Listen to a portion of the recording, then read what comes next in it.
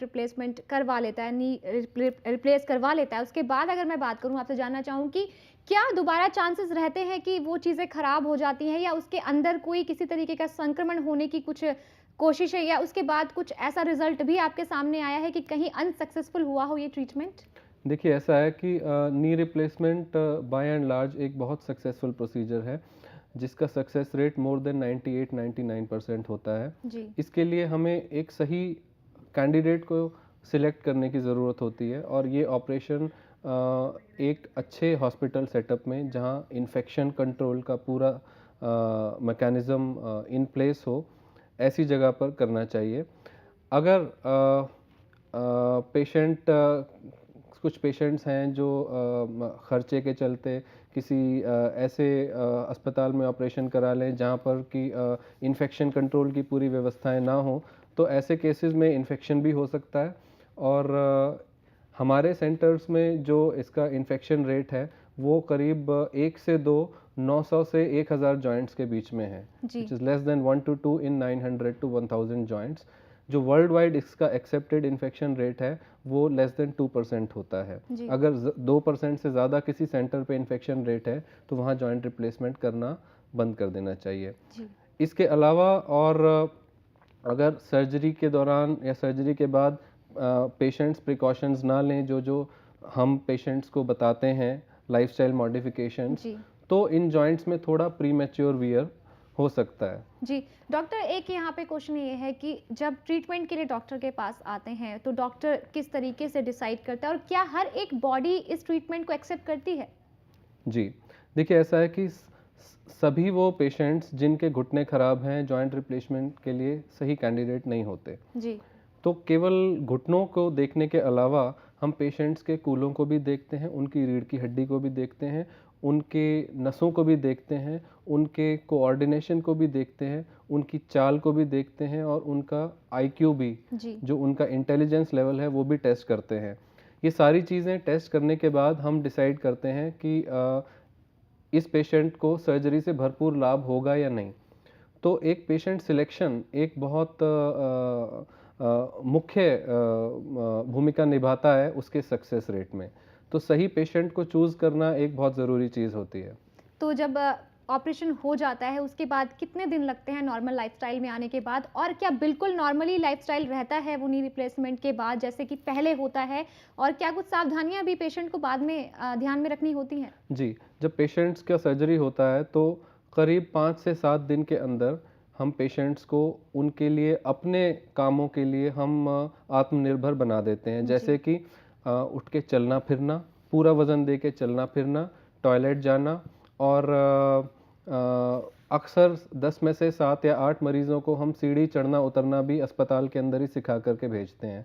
शुरुआत में वो वॉकर के साथ चलते हैं, फिर धीरे-धीरे स्टिक पर आ जाते हैं। बैक टू नॉर्मल लाइफस्टाइल आने में करीब 2 ढाई से 3 महीने का वक्त लग सकता है, लेकिन इसमें अच्छी बात यह है कि किसी बेड रेस्ट की कोई आवश्यकता नहीं है। सर्जरी के बाद केवल 24 घंटे पेशेंट बिस्तर में रहते हैं, उसके बाद हम उन्हें मोबिलाइज़ करवा देते हैं, चलवा देते हैं, और जब घर जाते हैं तो उसके बाद उन्हें किसी सर्वेंट की या किसी और हेल्प की अपने बेसिक पर्पसेस के लिए कोई ज़रूरत नहीं होती है। जी, ये तो बात हुई नी रिप्लेसमेंट की, लेकिन अगर ये आप बात करें हिप रिप्लेसमेंट की, तो उसके लिए क्या कुछ संभावनाएँ होती हैं देखिए, डॉक्टर्स? जो बैक टू नॉर्मल लाइफ आने का जो प्रोटोकॉल है, वो करीब-करीब सेम है नी और हिप रिप्लेसमेंट में।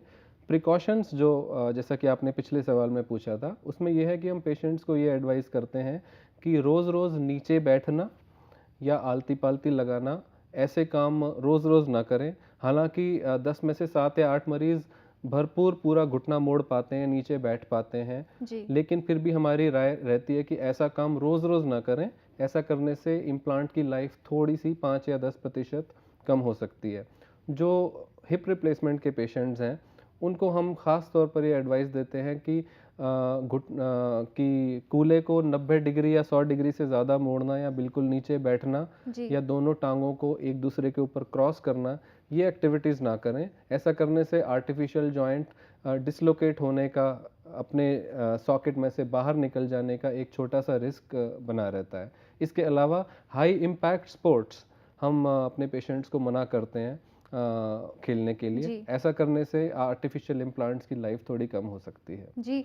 एक क्वेश्चन था मेरे लिए, बच्चों के लिए भी यहाँ पे हम जोड़ना चाहते हैं कि कुछ बच्चे जिनकी बचपन में हड्डियाँ टूट जाती हैं, उसके बाद उनको नॉर्मल लाइफ़स्टाइल में आने के लिए या बाद में उनके साथ कुछ ऐसी प्रॉब्लम जो कि गठिया की रहे या कोई और ऐसी प्रॉब्लम आगे चलकर आती है, और अगर इसकी मैं बात करूँ तो स्टार्टिंग स्टेज जो कह सकते हैं कि ये किसी को भी हो सकता है या फिर 30 या 40 की एज के बाद ही ये जो चीज़ें हैं सामने आती हैं? देखिए, अगर हमारे कोई प्रीडिस्पोजिंग फैक्टर्स नहीं हैं, कोई जी। ऐसे कारण नहीं हैं जिसकी वजह से हमारे हड्डियाँ टूटी हों या हड्डियों में कोई डिफ़ॉर्मिटी हुई हो बचपन में, या जी। हाँ, कोई हमारा लिगामेंट टूटा हो और हमने उसका इलाज ना किया हो, अगर ऐसे कुछ कारण नहीं हैं, जी। तो अक्सर ये प्रॉब्लम्स 40-45 या उसके बाद ही स्टार्ट होती हैं। भारतवर्ष में जो घुटने का आर्थराइटिस है, ऑस्टियोआर्थराइटिस जिसे कहते हैं, वो 40-45 साल के बाद ज़्यादा कॉमन है। हिप का जो आर्थराइटिस है, कूल्हे का आर्थराइटिस, बिना किसी कारण के सिर्फ उम्र से होना, ऐसा भारतवर्ष में कम पाया जाता है। ऐसा विदेशों में, विदेशी रेसेस में, यूरोप में जी। और अमेरिका में प्राइमरी आर्थराइटिस जो कूल्हे का जिसको हम कहते हैं, वो विदेशों में ज़्यादा पाया जाता है। हमारे यहाँ जो कूल्हे के आर्थराइटिस के जो पेशेंट्स आते हैं स्पेशली, वो अक्सर कम एज के आते हैं। जी। उनमें या तो जैसा कि आपने बताया बचपन में हड्डियाँ टूट गई हों और ठीक से ना जुड़ी हों, या कूल्हे की हड्डी की ब्लड सप्लाई ख़त्म हो गई हो, जिसको हम टेक्निकल लैंग्वेज में एवास्कुलर नेक्रोसिस कहते हैं। ओके। इस तरह के कारण, या रूमेटॉइड आर्थराइटिस, एंकिलोजिंग स्पॉन्डिलाइटिस हो गया हो, या बचपन में ही हिप का डेवलपमेंट ठीक से ना हुआ हो, हिप का सॉकेट सही शेप में ना हो, तो सही शेप में ना होने से वो हिप जो है उनका कूल्हा, वो उम्र से पहले 20-25 साल की उम्र में ख़राब हो जाता है। जी। तो कूल्हे के जो मरीज़ हैं वो अक्सर हमारे कम उम्र के रहते हैं, और अक्सर जो घुटने वाले जो मरीज़ हैं वो 45-50 या इसके बाद ही हमारे पास आते हैं। जी, तो डॉक्टर के साथ काफ़ी अच्छी चर्चा चल रही है, लेकिन यहाँ पे हम रुकना चाहते हैं एक और छोटे से ब्रेक के लिए। आपके भी कोई क्वेश्चन हो तो लगातार हमारे नंबर टीवी स्क्रीन पर फ्लैश हो रहे हैं, आप हमें कॉल कर सकते हैं, बात कर सकते हैं डॉक्टर विवेक से। यहाँ रुकते हैं एक छोटे से ब्रेक के लिए।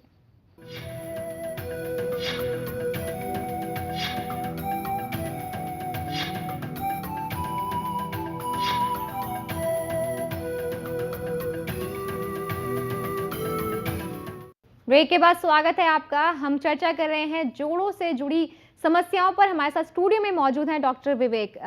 डॉक्टर, आपके साथ चर्चा को मैं आगे बढ़ाऊंगी, लेकिन एक और कॉलर हमारे साथ जुड़ गए हैं लाइन पर। हरजिंदर है जी। हरजिंदर, पूछिए क्या पूछना है आपको।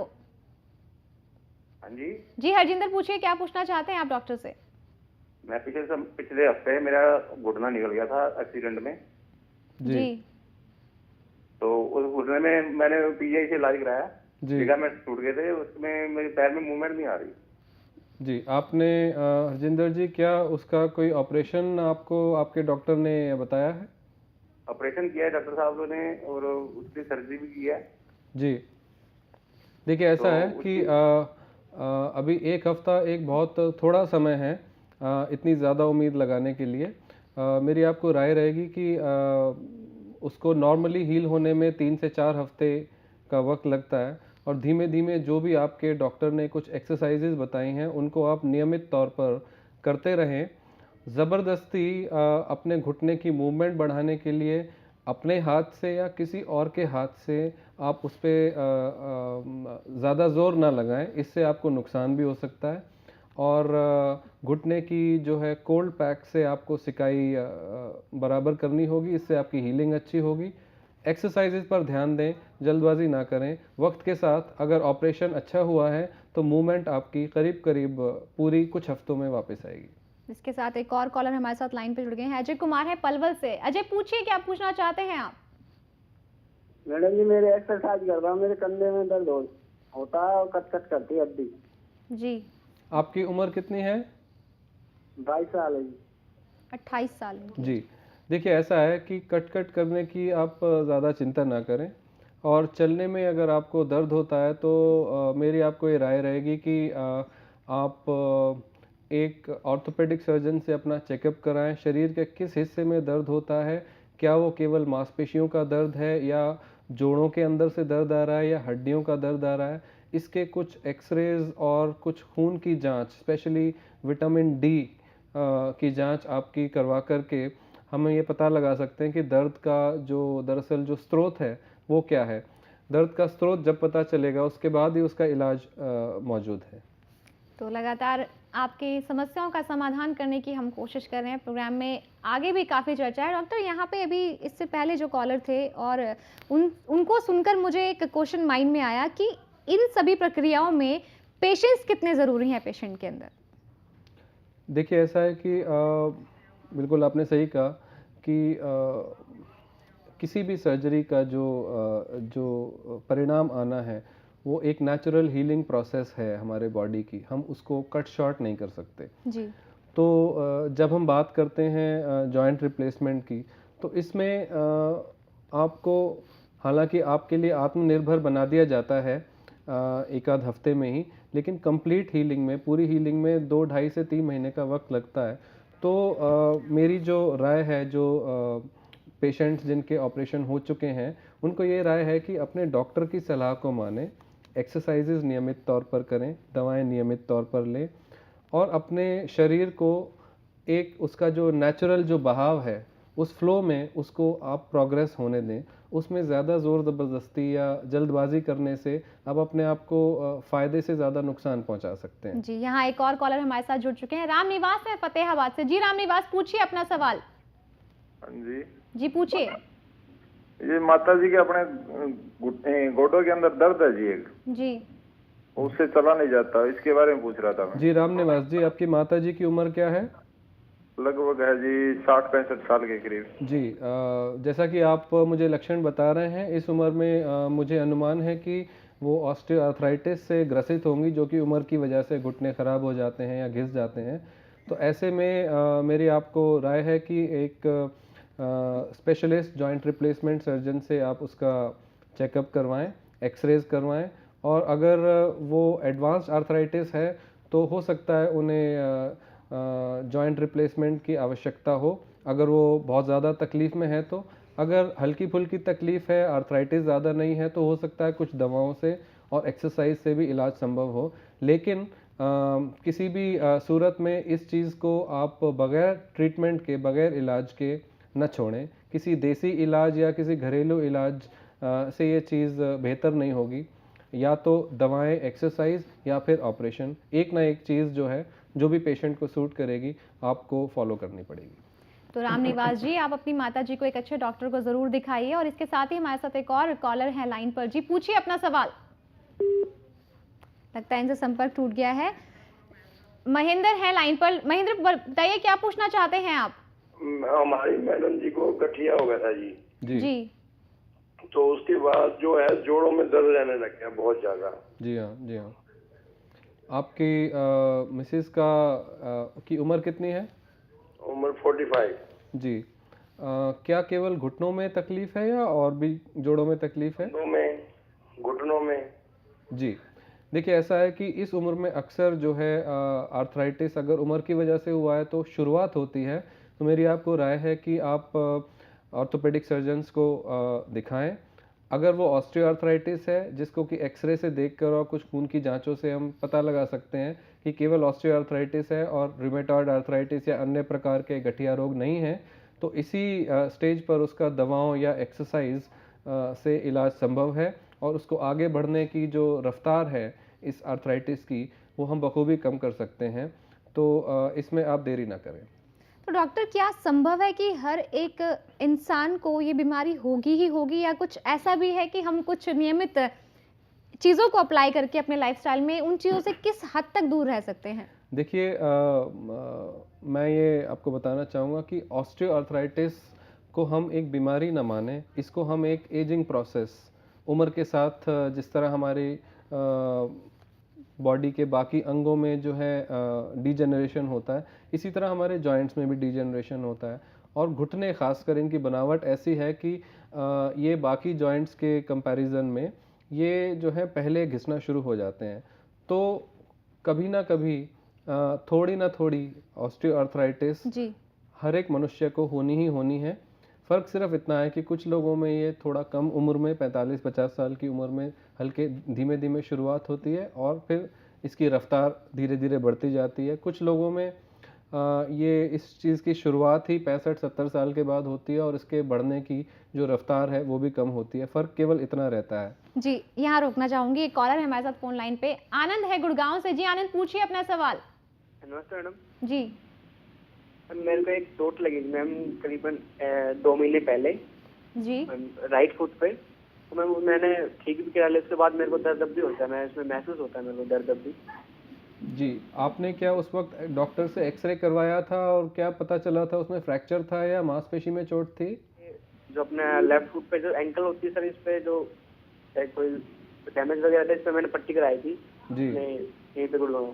तो जी। वैसे ठीक हो गया, तो उसके बाद मेरे को दर्द महसूस होता है, मैं जैसे दौड़ भाग करता हूँ सर। देखिए, मैं आपको बताना चाहूँगा कि अगर तो केवल मांसपेशी में लिगामेंट्स में चोट थी, तो इस तरह की चोटों में भी करीब 2 से 3 हफ्ते का एब्सोल्यूट इमोबिलाइजेशन कास्ट या ब्रेस के द्वारा आवश्यक होता है, जिससे कि जो मांसपेशी या लिगामेंट्स टूटे हैं थोड़े बहुत, वो बखूबी एंड टू एंड हील हो जाएं। और अगर फ्रैक्चर होता है तो करीब 1.5 महीने के आसपास का इमोबिलाइजेशन कम से कम ज़रूरी होता है। तो जो आपकी, अगर आपने इन दोनों में से कोई इलाज नहीं करवाया है, तो 70 से 80% आपकी जो समस्या है वो अक्सर जल्दी सॉल्व हो जाती है, लेकिन जो 10 या 20% जो दर्द बच जाता है वो लंबे समय तक खिंचने की संभावना रहती है। तो ऐसे में मेरी आपको राय है कि आप अपने जोड़ की जो बखूबी जो एक्सरसाइज है वो लगातार करें, ताकि उसमें स्टिफनेस ना आए। और अगर सूजन अभी भी बरकरार है तो आप उसमें कोल्ड पैक्स लगाएं। थोड़ा सा दवाओं, एंटी इन्फ्लेमेटरी दवाओं को अपने डॉक्टर से पूछ करके लें। जैसे जैसे वक्त बीतेगा तो 100% ना सही तो कम से कम जो है 90 या 95% समस्या आपकी सॉल्व हो जानी चाहिए। इस दौरान स्पोर्ट्स एक्टिविटीज़ थोड़ा आप अवॉइड करें। तो लगातार चर्चा जारी है हमारी और हम समाधान देने की कोशिश भी कर रहे हैं। डॉक्टर, यहाँ पर एक और क्वेश्चन है आपसे कि खतरा कितना होता है इन सभी सर्जरीज के अंदर? क्या कुछ खतरे के चांसेस रहते हैं ऑपरेट करते समय, और कौन सी सावधानियाँ ऐसी हैं जो आप लोगों को खासकर ध्यान रखनी पड़ती हैं? देखिए, ऐसा है कि पूरा मेडिकल चेकअप, एक कॉम्प्रिहेंसिव मेडिकल चेकअप हम हर एक मरीज़ का ऑपरेशन से पहले करते हैं, जिसमें सारी जो ब्लड के टेस्ट होते हैं, हृदय के सारे टेस्ट होते हैं, और पेशेंट की एक ऑपरेशन के लिए जो फिटनेस है वो हम डिसाइड करते हैं। उसके बाद ही हम पेशेंट को सर्जरी के लिए ले जाते हैं। तो बाय एंड लार्ज जितने मेडिकल रिस्क्स इन्वॉल्व होते हैं ऑपरेशन में, वो सर्जरी से पहले ही हम लोग तय कर लेते हैं। किसी मरीज़ में अगर बहुत ज़्यादा रिस्क है, हृदय बहुत ख़राब है कि सर्जरी का लोड नहीं ले सकते हैं, तो ऐसे मरीज़ों में हम ऑपरेशन नहीं करते हैं। जी। इसके अलावा एक इन्फेक्शन एक ऐसी चीज़ है जिसका हम लोग बखूबी पूरा ध्यान रखते हैं। उस इन्फेक्शन से बचने के लिए हमारी स्ट्रिंजेंट ऑपरेशन से पहले स्क्रीनिंग प्रोटोकॉल्स होती हैं कि मरीज़ के अंदर बॉडी में कोई इन्फेक्शन का स्रोत तो नहीं है। प्लस हमारे ऑपरेशन के दौरान ऑपरेशन थिएटर्स में इस तरह के पूरे सिस्टम्स, लैमिनर एयर फ्लो और इन्फेक्शन कंट्रोल सिस्टम्स लगे होते हैं, जिससे कि हम इन्फेक्शन मरीज़ को ना हो उससे बचा पाएँ। उसका पूरा ध्यान रखा जाता है। ऑपरेशन के बाद पाँवों में ब्लड क्लॉट नहीं हो जाए, उसके लिए deep vein thrombosis, DVT pumps हम लोग इस्तेमाल करते हैं। तो ये सारी प्रिकॉशंस हम लोग लेते हैं, जिससे कि मेजर कॉम्प्लिकेशंस अगर हम ध्यान ना रखते तो हो जाती, वो हम अवॉइड कर पाते हैं। जी, यहाँ पर हमारे साथ एक कॉलर जुड़ चुके हैं, विजेंद्र है गुड़गांव से। जी विजेंद्र, पूछिए अपना सवाल। विजेंद्र, आप तक मेरी आवाज़ आ रही है? लगता है विजेंद्र से संपर्क नहीं हो पाया, लेकिन हम खतरों की बात कर रहे थे जहाँ तक आपने बताया। लेकिन डॉक्टर, एक सबसे अहम सवाल ये है कि कई लोगों में ये फोबिया रहता है कि हम अगर, क्योंकि इसका ट्रीटमेंट का जो खर्चा है वो भी काफ़ी कॉस्टली होता है। जिस तरीके से हम बिफोर द शो बात कर रहे थे कि लगभग 2.5 लाख के आसपास का खर्चा होता है, लेकिन क्या कुछ संभावनाएं हैं? पेशेंट क्या पूरी तरीके से सेटिस्फाइड हो जाता है, इसके बाद तो कोई परेशानी नहीं आती? देखिए, ऐसा है कि मैं आपको फिर से बताना चाहूँगा कि एक सही पेशेंट को सिलेक्ट करना एक बहुत अहम हिस्सा है हमारी प्रैक्टिस का। हम अगर एक सही पेशेंट चूज़ करेंगे जिसके घुटने तो ख़राब हैं, लेकिन शरीर में कोई और ऐसी अवस्थाएं नहीं हैं जिससे कि उनका रिज़ल्ट ख़राब हो जाए, अगर हम सही पेशेंट चूज़ करेंगे और सही तकनीक से ऑपरेशन करेंगे, ऑपरेशन में गड़बड़ नहीं होगी। ऑपरेशन एक सर्जन प्रॉपर ट्रेनिंग जिनके पास है, केवल वो सर्जन्स करेंगे, और ऑपरेशन के दौरान या ऑपरेशन के बाद कुछ कॉम्प्लिकेशंस ना हो, जैसे कि infection, deep vein thrombosis, fractures, इन सब चीज़ों का अगर बखूबी ध्यान रखा जाएगा तो रिजल्ट 99% या 100% अच्छे ही आते हैं। जी, यहाँ पे एक कॉलर हमारे साथ जुड़ चुके हैं। नरेश जी, बताइए क्या पूछना चाहते हैं आप? मैम मेरे को पता करना था, मेरे पिताजी के कंधे में दर्द रहता है, जी। तो उसका हमने ट्रीटमेंट भी कराया था, और हाथ हाथ हाथ कंधे में दर्द रहता है जी। जी। जी, केवल उनको कंधे में दर्द होता है या उनकी जो मूवमेंट है वो भी कम है? कांपने लगता है सर, हाथ से हाथ पर हाथ से कसने लगता है, माफ़ कीजिएगा, आप दोबारा बताएंगे? जैसे हाथ को ना सर कांपने लगता है, हाथ कपकपाने लगता है। कपकपापन लगता है। देखिए, ये जो हाथ कांपने की जो तकलीफ है, इसको आप मेरी राय है एक न्यूरो फिजिशियन या न्यूरोलॉजिस्ट जिसे कहते हैं, उनको भी जाकर के दिखाएं कि क्या ये केवल उम्र बढ़ने की वजह से हाथ कांप रहे हैं या किसी न्यूरोलॉजिक इलनेस की वजह से। बाकी कंधे के दर्द के लिए एक बार फिजिकली एग्जामिन करना ज़रूरी होता है कि वो दर्द जोड़ के अंदर से आ रहा है या कंधे के आसपास जो मांसपेशियां हैं, सॉफ्ट टिश्यूज़ हैं, उनके अंदर से आ रहा है। तो ऐसी स्थिति में अक्सर जो ज़्यादा कॉमन जो स्थिति पाई जाती है, मांसपेशियों जो कंधे के आसपास हैं उनमें से दर्द आ रहा होता है, तो उसका इलाज जो है दवाओं से और नियमित तौर पे कुछ स्पेशल कंधे की एक्सरसाइजेज होती हैं, वो अगर सिखाई जाएं और मरीज़ लगातार करें, उससे काफ़ी आराम होता है। जो हाथ कांपने की जो आपने प्रॉब्लम बताई, वो इस कंधे से कनेक्टेड नहीं है। डॉक्टर, ऐसे कई लोग होते हैं जो जिन्हें पता होता है कि अब हमें सर्जरी की ज़रूरत है, लेकिन वो लोग फिर भी डॉक्टर के पास आने से डरते हैं। तो आप ऐसे पेशेंट्स को क्या कुछ एडवाइस देना चाहते हैं? देखिए, ऐसा है कि सर्जरी की आवश्यकता जिन मरीज़ों को है, लेकिन वो सर्जरी से घबराते हैं। हो सकता है उन्होंने किसी ऐसे मरीज़ के संपर्क में आए हों जिसका रिज़ल्ट अच्छा नहीं आया हो। तो ऐसे मरीज़ों को हमारी ये राय रहती है कि आपको सबसे पहले एक अच्छा डॉक्टर चूज़ करना होगा जिसका एक्सपीरियंस अच्छा हो और जिनके रिज़ल्ट्स अच्छे हों, और अगर सही हाथों में सही तरीके से अच्छी तकनीक से सर्जरी करी जाएगी तो उसका रिज़ल्ट अच्छा ही आएगा। लेकिन फिर भी फाइनेंशियल रीज़न से अगर आप सर्जरी नहीं कराना चाहते हैं या और कोई कारण है, तो ऐसे मरीज़ों को हमारी राय रहती है कि कम से कम दर्द की दवाओं का सेवन जो है कम से कम करें, क्योंकि दर्द की दवाएं ऐसी चीज़ हैं जो कि लगातार अगर उनका सेवन सालों साल किया जाए तो वो आपके हार्ट, आपके लिवर, आपकी किडनीज़, आपके पेट, आपके